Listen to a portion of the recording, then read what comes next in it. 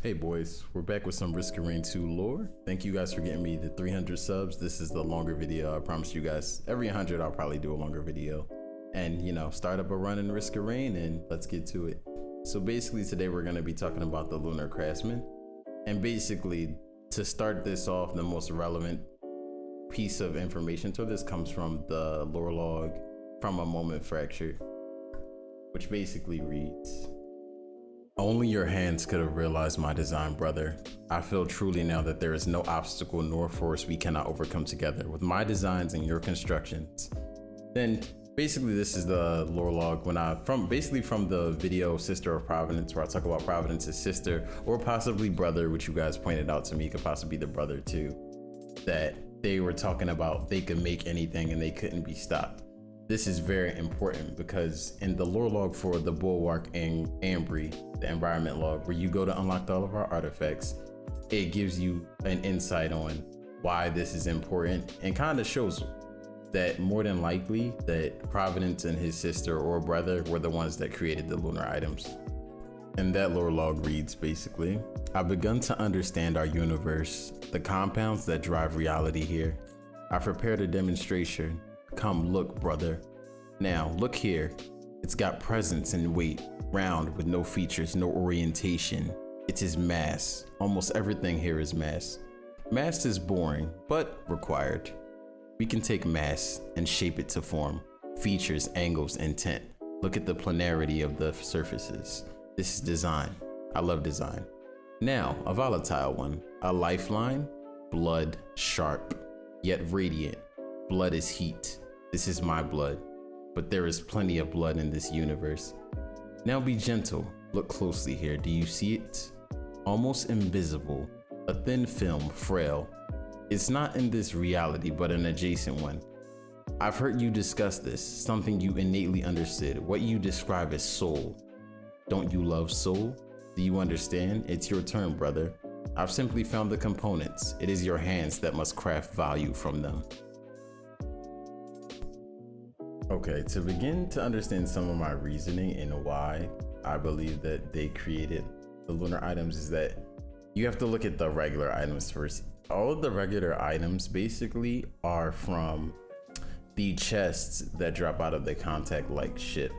Each of these are basically external items with, similar effects that just you use as tools to interact with the world in various ways. Like the gasoline may cause explosions when enemies dies. The triple tip dagger gives, a bleed. Some items cause you to heal stuff, but they're all external items or tools that can be used in one way or shape or form. But the lunar items seem to function differently from the regular items. Instead of just being external tools that can be used, they function as ways to bend and use reality and affect it around the survivor and the survivor in their environment or the survivor themselves. And we'll see this as we go over the lunar items. And this, will kind of prove our theory a little bit. The first item that probably explains this or shows some of this well is the shaped glass item or lunar item, which basically cuts your HP in half but also doubles your damage, which feasibly there's no actual item that could just do that.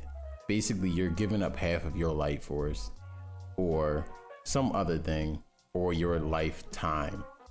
Then that time expectancy is used in exchange for you to do double damage by giving up your entire life. Think about that concept and it gets really, it's definitely a reality bending or universal law concept that by giving half of your life, you're able to do double damage. The next lunar item that demonstrates this well is Kershan's legs or the strides of heresy. Basically, these allow you to basically become intangible or basically shift your body to another dimension momentarily so you don't take damage at all, which is not a normal thing a tool could do, which is also like reality bending by shifting your form to spiritual or to another dimension, either way, one way or shape or form.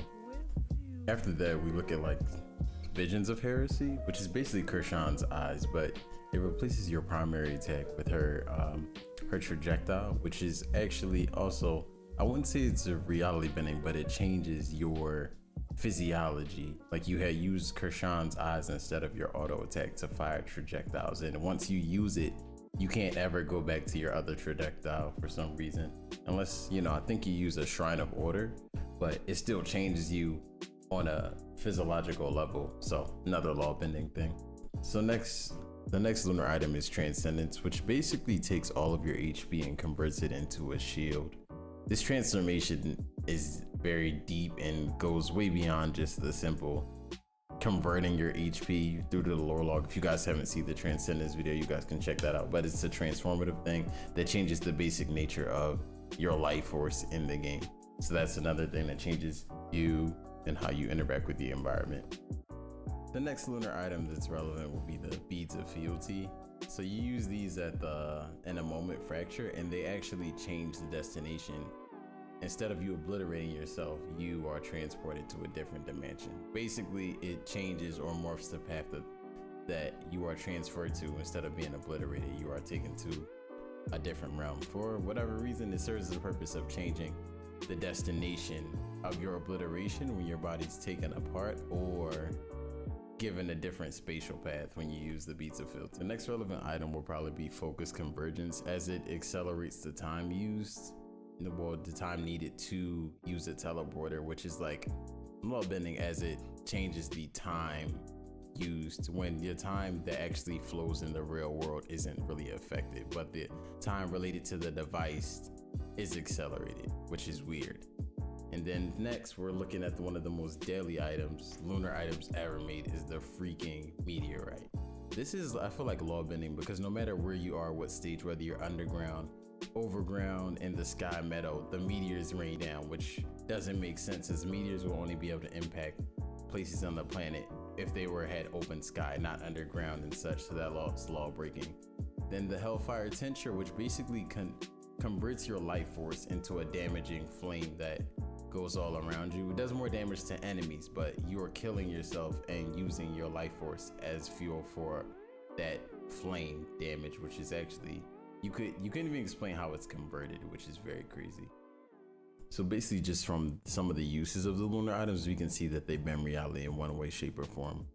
And some of the most important thing is that we know that Providence's brother or sister innately understood some of the laws, compounds, and the way the universe functioned. So due to this, we can understand that possibly that he was able to make some of the lunar items.